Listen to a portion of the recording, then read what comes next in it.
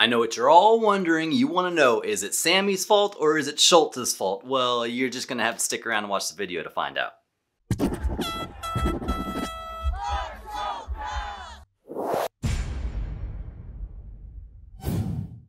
The Caps lose again, 2-3 in double overtime this time. And why do they keep doing this to me? I gotta go to bed. Good thing the game started a whole 30 minutes early. After that puck goes in, I felt like I would much rather lose 10-0 than lose in double overtime ever again. And this game's interesting because this game is a story of how the heroes of the game can become the clowns of the game. Literally, the two guys who, in my opinion, saved this game for this team are the two guys who gave up the game for the team. I guess that kind of piggybacks off of and carries on the ironic theme from last video. But before we dive into this video and talk about everything that happened, I have a message for all Caps fans. All Caps fans on all social media platforms. You ready?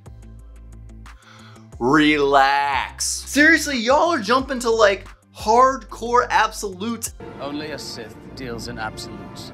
After 2 losses, it's not that bad. The Caps, yeah, on the surface looked pretty bad in this game, but if you drill down, it was not that bad of a game. I'd say last game was worse than this game. The Caps gave up more shots last game in 1 overtime than they gave up this game with 2 overtimes. Now, the flip side of that is that they actually had less shots this game with 2 overtimes than they did last game with 1 overtime, but that's not the point. The point is there was improvement in many areas that I thought there needed to be improvement. There's just a couple little things that made me scratch my head in this game or made me facepalm in this game thinking, why? First big facepalm asking the question why moment was looking at the lineups.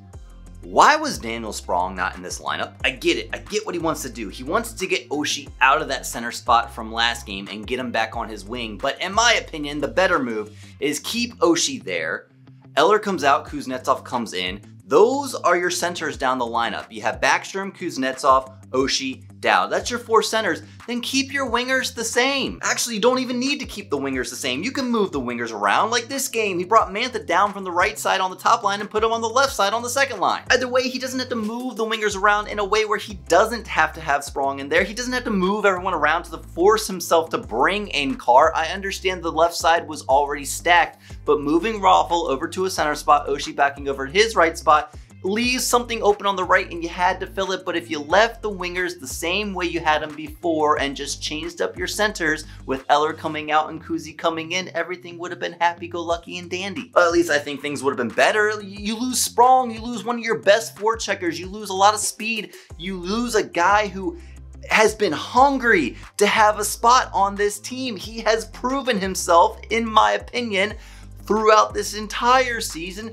that he deserved the jersey every single night, and you took that from him, and in my opinion, that is one of the reasons that this game was lost. Second reason this game is lost is due to a lack of hunger. I'm actually going to go ahead and equate this to the playoffs last season. The lack of hunger was not there last season, and it resulted in only 1 win and an early exit from the playoffs. That same feeling, I have that exact same feeling right now watching these Caps play. They're just sluggish. They're just gliding around out there. They're not hungry to win every puck battle. They're not hungry to be the first to every puck. Well, that's with the exception of one line, that 4th line. That line is doing fantastic. If every line skated like the 4th line right now, I've said this many times this season, especially early on this season, if every line skated like the 4th line, the Caps would never lose another game. But it's just a lot of standing around saying, okay, he's gonna take care of it so I don't have to put effort into it. No, I don't.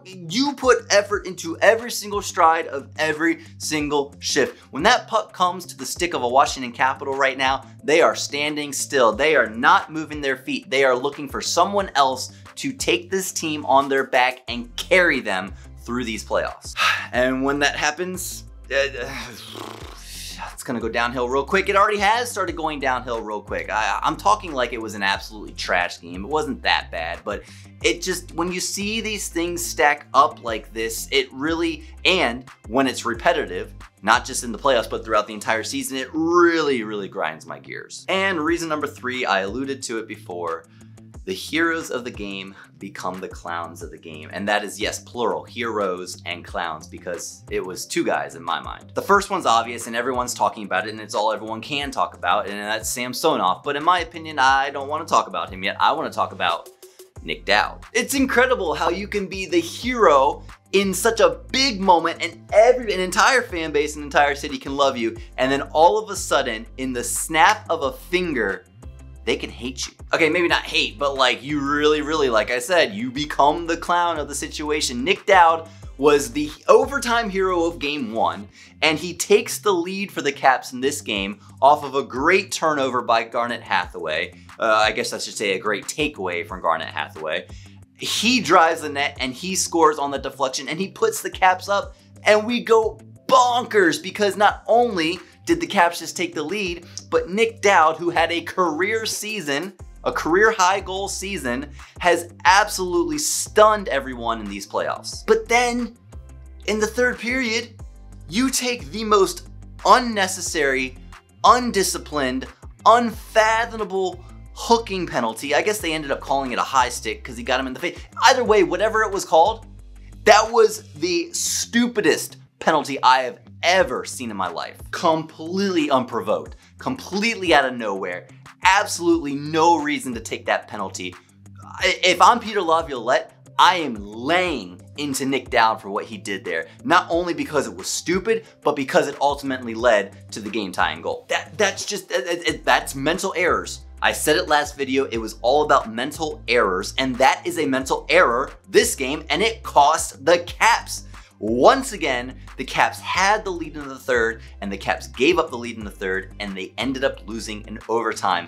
Where have you seen this one before, Caps fans? All season long, the Caps have had leads in the third period, and it was some big leads, like 5 or 6 goals, and they gave up those leads. Now, many of those games, the Caps still ended up winning. Thank God they had 5-goal leads, but when it's only a 1-goal lead, you can bet your bottom dollar that the Boston Bruins are not going away. But it's not even like the Caps played terribly. Like, yes, they sat back like they usually do, but the Caps still outshot the Boston Bruins in the second and the third period. In fact, I said it before the first overtime starts. I said if the Caps play overtime like they played the last 5 to 7 minutes of the third period, they are going to win, because that was a great ending to that game.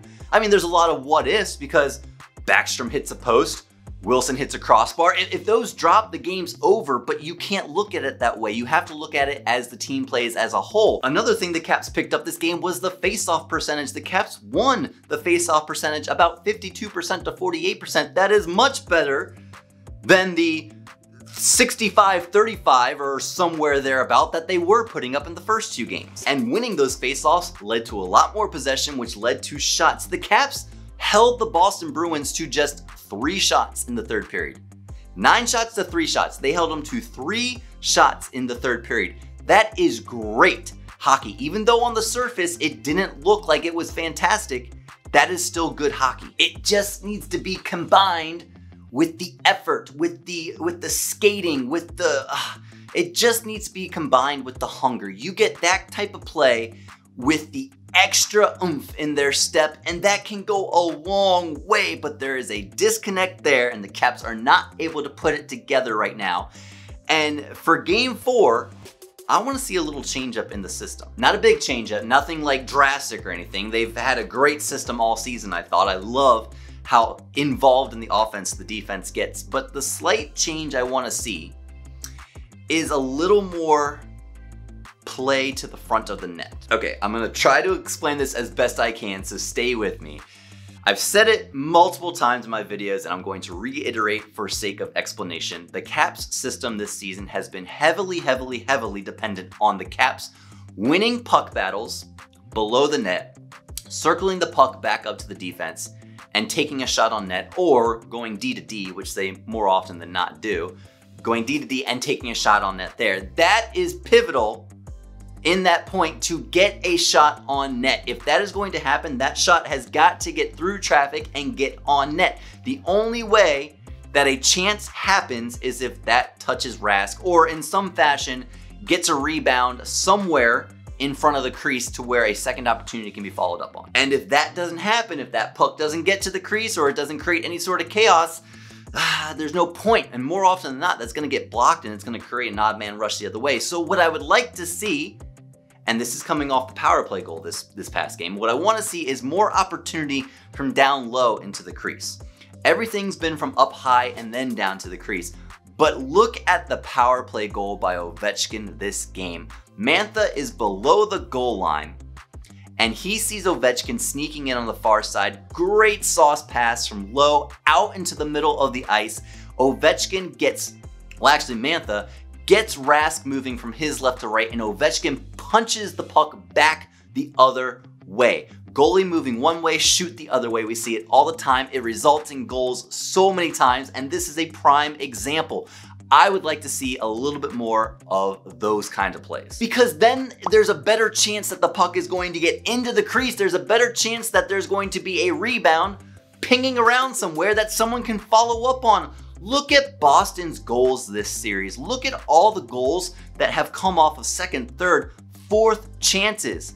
Hall's goal last game, Marchand's goal this game, it is a constant motion for them to get the puck into the crease and just battle for it and smack at it. I would much rather have a third or fourth chance grinded out goal than a pretty goal that gets tipped in from the point. And you take that and you combine it with guys crashing the net like that fourth line, Garnet Hathaway crashing the net, taking like 4 blockers to the face by Rask. What's up with that, by the way? He's not gonna get a penalty for that. Anyway, I'm not getting into officiating in this video. You get guys like Garnet Hathaway crashing the net, Nick Dowd driving to the net and deflecting shots in. You get that combined with more pucks centered to between the dots and just in that 3 feet space above the crease, you are going to get a lot more chances.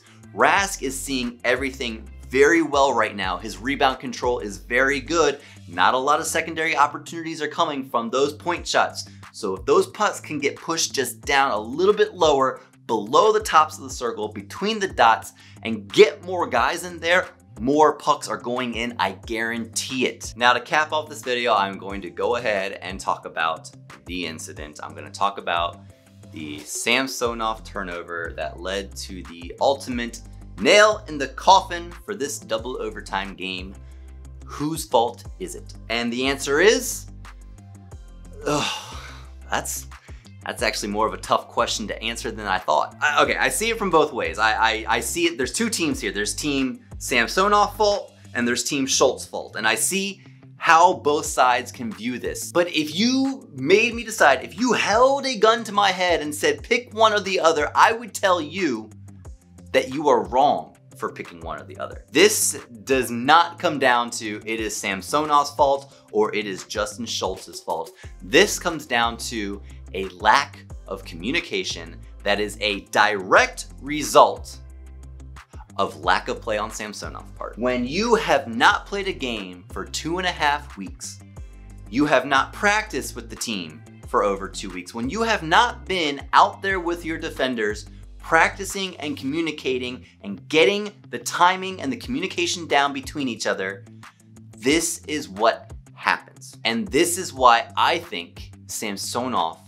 needs to start game 4. I know Ovechkin's going out there and he's breaking his stick after the game and he's yelling at them and he has every right to be upset. I know, because that is a communication error. That is a breakdown that just should not happen this late in the season, especially in the playoffs. But now is not the time to break down the goaltender that just proved that he is probably the best goaltender on this team right now. In fact, I would argue the exact opposite needs to happen. He needs to be built up. He needs more confidence needs to be put in him. Peter Laviolette needs to throw him back out in there and say, look, you did a fantastic job before that one instance. Give him more time on the ice. Give him more practice time. The more time that he's out there with the defenders, the more time he has to work on instances like that. Caps fans, don't forget about everything Samsonov did in this game leading up to that point. Do not forget everything that he did. He stood on his head in this game and he kept the Caps in this game, and he's the only reason that the game got to the point that it got to. When you look at just the one instance at the very end of the game, you're only looking at this much of the entire story. And it's very easy to do. I get that because that's the biggest part of the game that happened, but don't harp on just that. Don't judge him by just that. Look at everything else in the 4 periods leading up to that, and you'll see that Samsonov had a fantastic game. It's just unfortunate that he had that one little miscue. Samsonov and Nick Dowd are heroes of this game in my opinion. The downside is that Samsonov and Nick Dowd also ended up becoming the clowns of this game. Game 4 Friday night. It's not do or die quite yet, but it is very, very close. This is as close to a must win as you possibly can get in the hockey playoffs. The Caps need to put together probably their best 60 minutes that they've had, definitely this entire playoffs and possibly the entire season, if they want to eke out a win this time. This is a hard Bruins team to play. The Bruins are pretty much double shifting, almost triple shifting their top line in overtime. And that's why the top line got as many shots as they did this game. That's why the Bruins got as many shots as they did in the overtime, because the top line was out there so much. The Caps, they got to step it up. Another gear has to be shifted into, another level has to be reached. They have to dig deep down inside and pull out something that they've not yet shown us this playoffs. And Caps fans, your only job while they do all of that is to cheer them on no matter what. Do not lose the faith. We have been in this spot, we have been in worse spots, and we have still come out of it, and we have still gotten victories, and we have still won playoff series. But what do I know? I'm just a fan. Hey, if you like this video, smash that thumbs up button for me. It goes a long way towards helping the channel. And if you enjoyed your time here, consider subscribing to the channel. I'd love to see you come back. And as always, let's go Caps!